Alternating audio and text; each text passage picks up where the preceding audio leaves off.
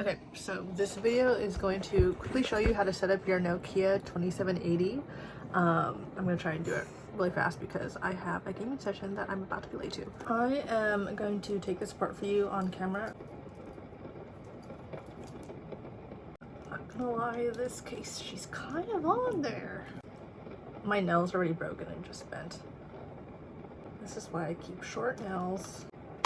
Ha! Okay. It's gonna take some wrangling. I don't know if I can take out the front without breaking it. I genuinely think this is gonna stay on. But it's okay, all we need is to get to the back anyways. So highly recommended case from Amazon if you don't want it falling off if you drop it, which I do often. To get into the back, dig into this and pop it open. This is at the bottom of the phone. Ta-da! And then here you have the battery. You do want to make sure it's charged. Looks like this. I have a 2 GB micro SD. Then I have my nano SIM in there. I'm going to take it out and then put it back in just to show you. I think it's best to make sure this is flat on a surface. Insert your little nano SIM this way. And then push this down. You may need to hold on to the nano SIM a little bit here. Just make sure it doesn't move, but if you can do this and like slide it down, it'll lock. And then for the micro SD, if you end up adding it, you just insert it like so. See, the ridges fit perfectly there. Click and then slide down. And then yeah, that's it. It even has directions right here if mine don't make any sense. Okay, where'd the battery go? Oh, it was hiding. Nobody saw it. Okay, pop that back in. Click that on the back phone case as well. Voila. Your phone will be off right now. To turn it on, at first I thought it was a side button, but no. To turn it on, you hold down the hang up button. And then give it like maybe 30 seconds to boot up. Nokia. Basically, it turns on. Make sure you see your LTE. I have Verizon, so it shows a V with LTE and a couple bars, 4G, and then the battery. To confirm the storage, go to your settings.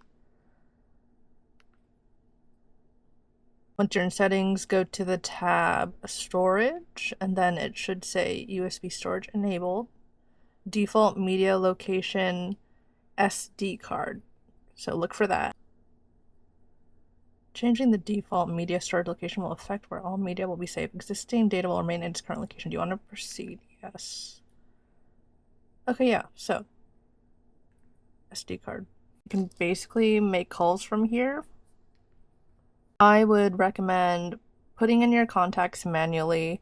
Some apps that I would recommend though, it comes with Google Maps, which is nice. I think it also comes with YouTube. I like hardly use it though. What I do enjoy using is Mocha Radio, which is an international radio app. You can tune into a bunch of stations around the world, like Switzerland, Germany, I think Spain. And I actually like this better than the default radio app because you can play it without having to plug in your headphones. If you use the default radio app, you have to plug in your headphones to make sure you can hear it. Snake, here we go. Okay, eat apples. Let's do this. I just need 8. Yay! Victory. What else do I use?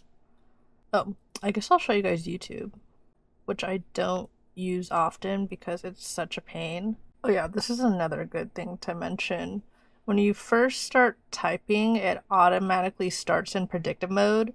So if you just want to type normally, you have to hit this button till it switches to this, and then you can type freely.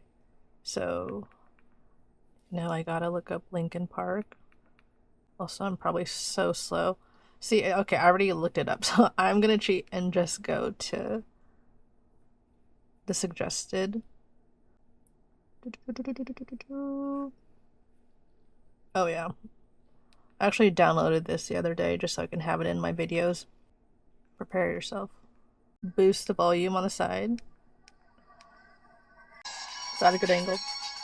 We can get pretty low. You can go completely silent if you want. What else to talk about? I don't know. I'm still trying to get used to slamming it after I'm done with a phone call, like without snapping my fingers and dropping the phone. That was not bad. Satisfying.